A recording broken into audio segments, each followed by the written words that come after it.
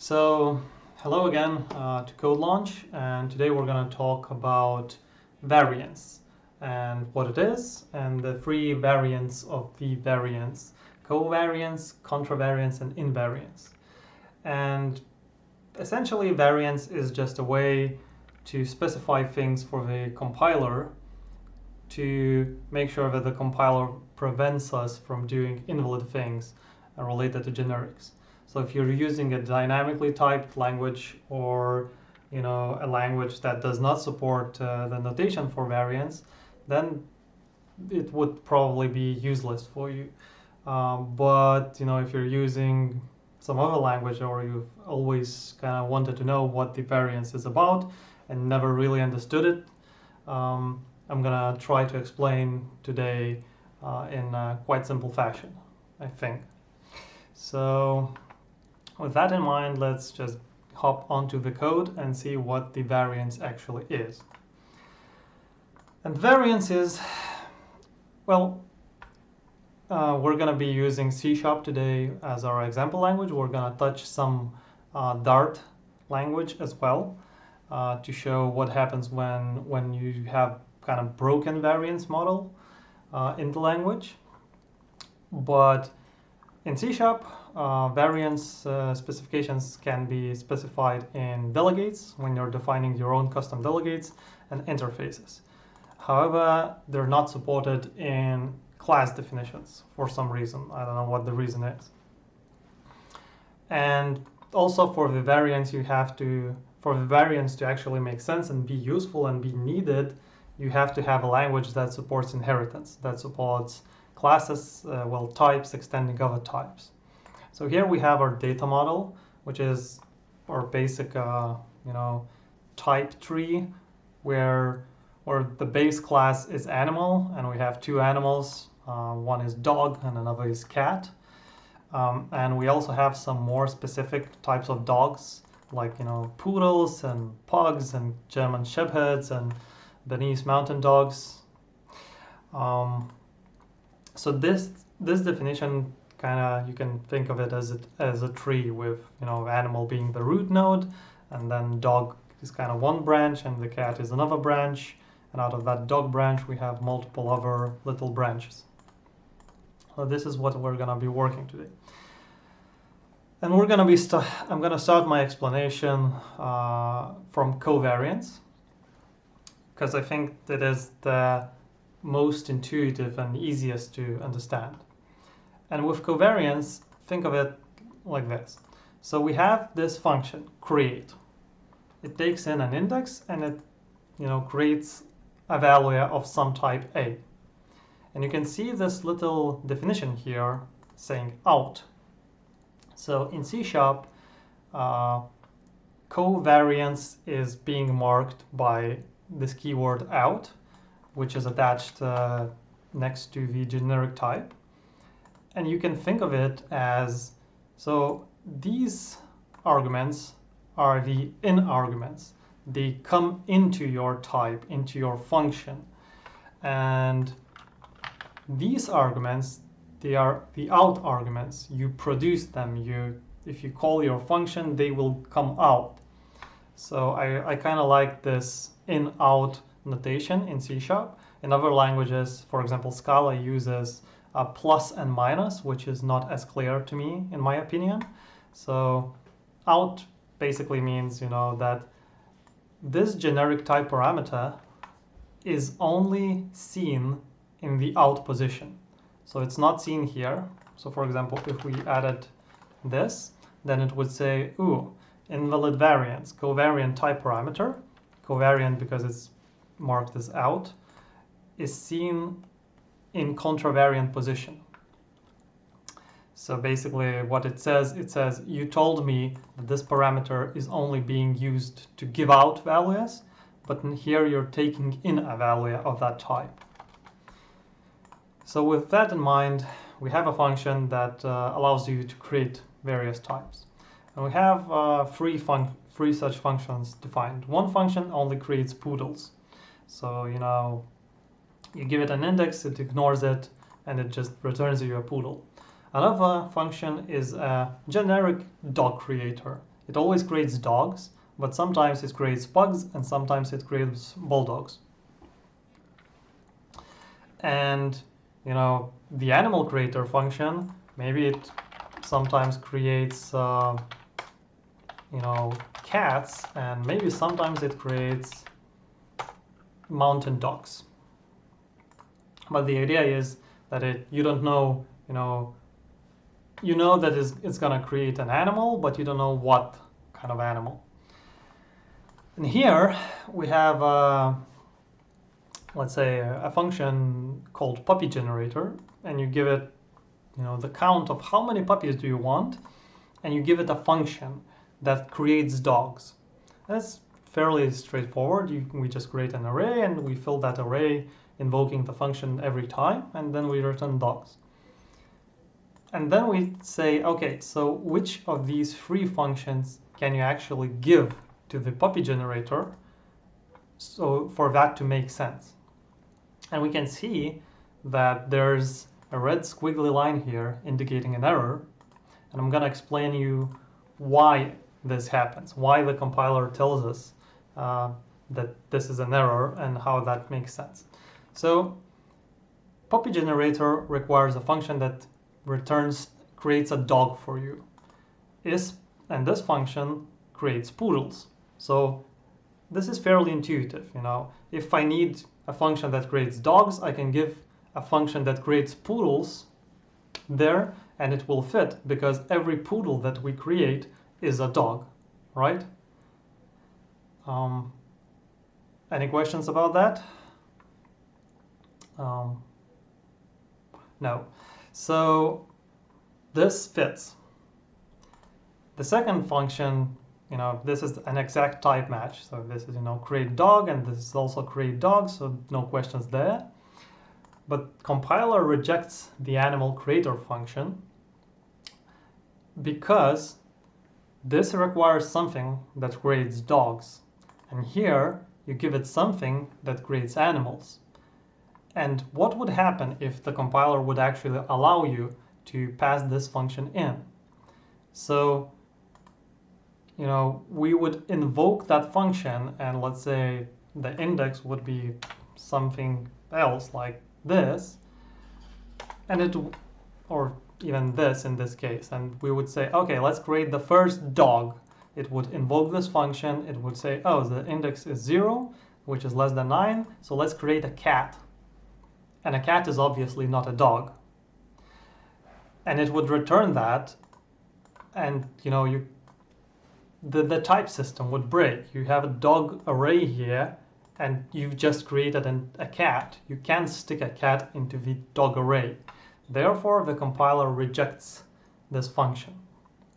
So you can see that we've specified that we need to create a dog, which is kind of this middle type in the type tree. We can visualize it by basically saying, this is an animal, and this is a dog, this is a cat, and kind of having these other types of dogs here, poodles and etc. So this is the middle layer of it, right? This is like least specific. This is most specific. So we can see that when a parameter is covariant, it allows you to pass in functions that return something that is more specific, and this allows you to pass in functions that return something that is less specific than the type you actually specified. Any questions about covariance? If not, we can move on to contravariance. And contravariance is basically an inverse of covariance. So this time we have a bit different function. We have a function that allows you to pet your pets, and it is generic over type A, and the keyword is in. because the only place where a is placed, where a is used, is in the function arguments, which are passed into the function, and we're not returning the a. So again, we have these three functions. One knows how to pet poodles, and they make poodles very happy. But other dog breeds or cats, not as much. Maybe poodles have their own special thing. This function knows how to make any doggo happy. So you give it a bulldog, that's fine. You give it a poodle, that's also fine. You give it a shepherd, it's also fine. And this function, it's the most generic of all, and it knows how to make any animal happy, may it be a dog or a cat or whatever. So the implementation doesn't matter here, there's no implementation there. But you can see that the compiler rejects the most specific function, because we have a petting zoo here, and we say we need a function that knows how to pet dogs, because we're gonna give it 3 different dogs. 3 different types of dogs. And the compiler rejects the pet poodle function. Why? And you can kind of see that this is in a different place. Here it rejected the least specific case. Here it rejected the most specific case. So it rejects the most specific case for a very simple reason. Imagine what happens if you allow this to go in. So this goes in, right, and this function is invoked. And the first thing that happens is you give that function a German shepherd. And that German shepherd arrives here, but here the type is dog poodle. And imagine that you're invoking some methods, some functions which are only defined on poodles. And it's really a shepherd inside of it. So that wouldn't fly. That would just break in runtime. Therefore, the compiler disallows you to pass in this function. Now, here, where there's a dog, that's fine, because you're expecting a dog, you're getting a dog. Every single one of those are dogs, and every method and property that you would have on dog exists on those. Those are fine. The same thing happens with the animals. Every dog is an animal, therefore it needs to implement all of the interface therefore every dog needs to implement everything that is defined on animal, and therefore we can pass any kind of dog into here. So everything works fine. Contravariance can be a bit more harder to sink in, so maybe you have any questions here.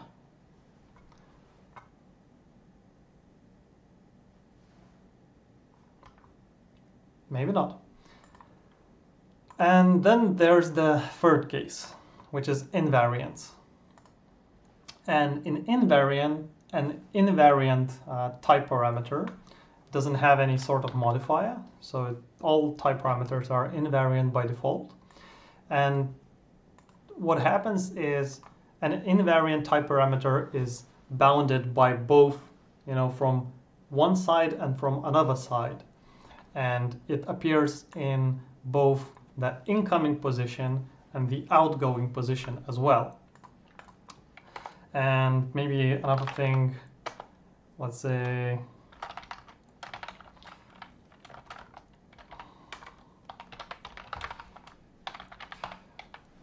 it doesn't have to appear in those 2 positions in the same function. So for example, if we have an interface, here writer says, oh, you're only using this in the outgoing position, therefore this could be declared as covariant, and we can do that. But then if we do this, then it suddenly says, that doesn't work anymore, because now you have one function that has a in the outgoing position and another function that has a in the incoming position. Therefore, this a has to be invariant. And for that to to understand that, let's look at the invocations. As you can see now, both of these are a problem. The compiler says that both of them are wrong, and let's see why. So we have this function that basically just clones your dog and makes a copy of it, but it doesn't know in what particular way to clone it, and you have to give it another function which knows how to clone dogs and just invokes that. So if we have this, right, we cannot pass it in, because if the compiler would allow us to pass it in, this expects a poodle, and here we're giving it a sheephead. So this would go in here, and boom, type error. The types do not match. Now this is a bit different, because here, the sheephead is an animal, and that would be fine. And you could kind of think that, okay, this works. But imagine if our cloning machine was maybe a little bit, interesting, and, it would turn everyone into a cat. And this says, I'm gonna return a dog. And our clone thing says we're gonna accept a dog and return a dog as well. But the clone animal function actually accepts an animal and then returns a cat, which is not a dog. Therefore, the compiler rejects this, this function as well. So it only accepts functions where the type parameter matches exactly. No variance, not upwards, not downwards. So what happens in the runtime if you actually break it, and how can you break it? You can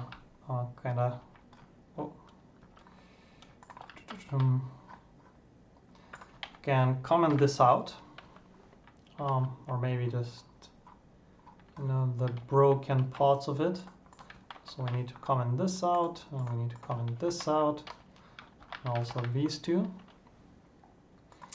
And here, there's an interesting thing. So arrays in C# and in Java are always covariant. And it is for historical reasons, because when C# and Java first came out, it didn't have generics at all. And therefore, it would have been very impractical to have arrays invariant. But it has this weird problem. Well, it's not weird. We've just explained it, but you can see it in runtime. So we declare an array of bulldogs.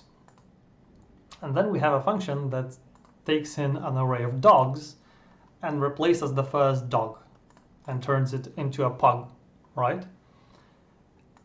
And here, the compiler allows us to take this array of bulldogs and pass it into this function, and it compiles. And what happens at runtime? This array goes here, the first thing gets replaced, right? If there was no checking. And then you would access the first bulldog and would try to get it out, but it's not a bulldog anymore, it's a pug. And that would break at runtime. So in some languages that breaks at read time, when you try to read something and assign it to here, to a dog variable, then it says, oh, this is a pug and not a bulldog. In C#, it actually breaks when you're writing to the array. So if we launch this, we can see that in the line 107, in this line, we had an array type mismatch exception, which basically means you're trying to put something into array, but the array isn't actually an array of dogs. It is an array of something more specific. Any questions here? If not, let's then move on to Dart language. So Dart has a very weird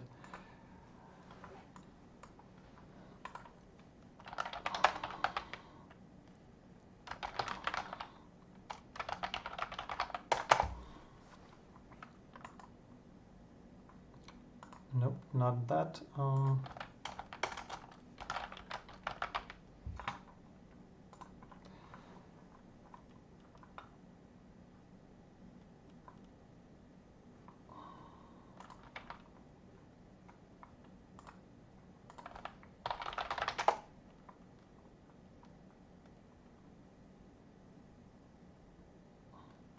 I can't find it right now, but it doesn't matter.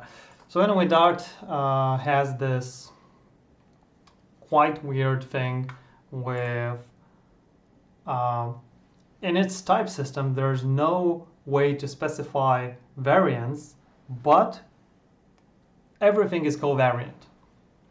And if we look at it, so we have the same thing here. We have abstract classes because Dart doesn't have interfaces, and there's no variance specified here. And this is pretty much the same thing as in C#. For covariance thing, we have a bit of a different problem. So if we go back here to our C# and uncomment this, we can see that the most specific thing is problematic. However, in Dart, because Dart assumes everything is covariant, there's two problems. So first, it says this thing is problematic, which is not true. You can, you have this function that accepts animals, and you can give it a German Shepherd, and it will pet it just fine. But Dart says, nope, that's not acceptable. And there is a workaround, so you can kind of have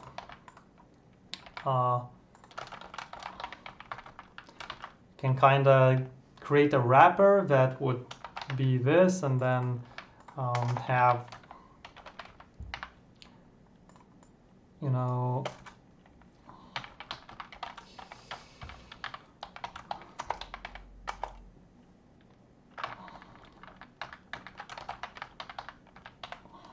invoke it like this, but it is kind of annoying and not nice. But the bigger problem is that it allows you to actually invoke this function, which only knows how to pet poodles, and it breaks at runtime. The compiler does not prevent you from typing in an error.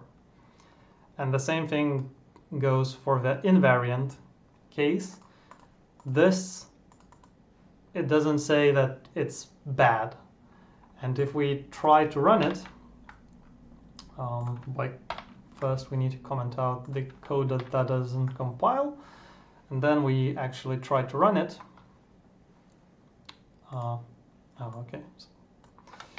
So that as well. And we can actually see that it freaks out at runtime and says, oh, German Shepherd is not a poodle, because it tries to pass this Shepherd into this pet poodle, and it expects a poodle here, and it crashes when you're actually running the code. And the same thing happens with the invariance.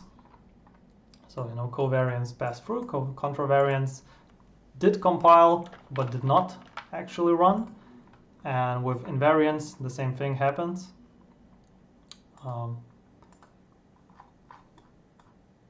So in the clone my doggo function in the 119, it says, whoops, this is not a poodle. And it has the same problem with arrays as well. So in Dart, arrays are signified like this, which is a bit weird because they have the same syntax for arrays and lists. Arrays are fixed size and lists are, can be expanded. But when we when we launch it. At line 131, when you're assigning it, again, it says, whoops, a pug is not a bulldog, therefore I will just fail at runtime.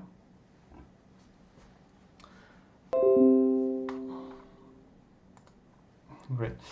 So this basically is everything that there is to know about variance. It's, I would say, a fairly short subject, and I hope that this kind of explained everything and answers your questions. If you have any questions, please do ask.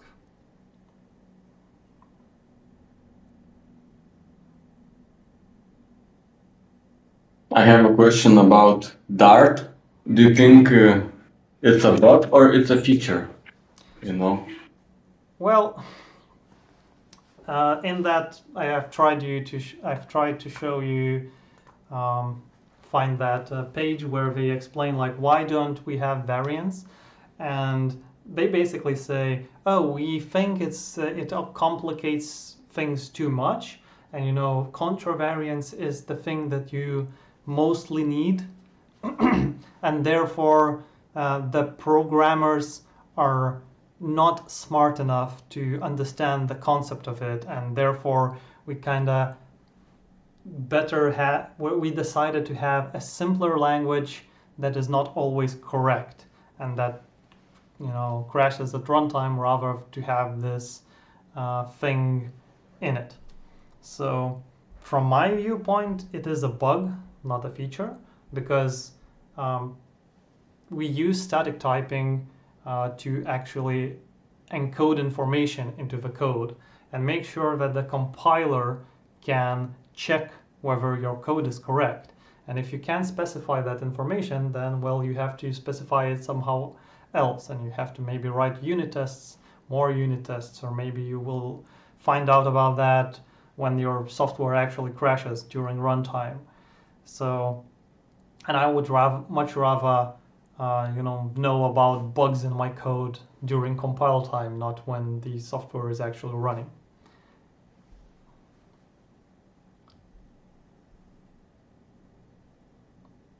Okay. So I think that is it. And thank you for your time. Thank you.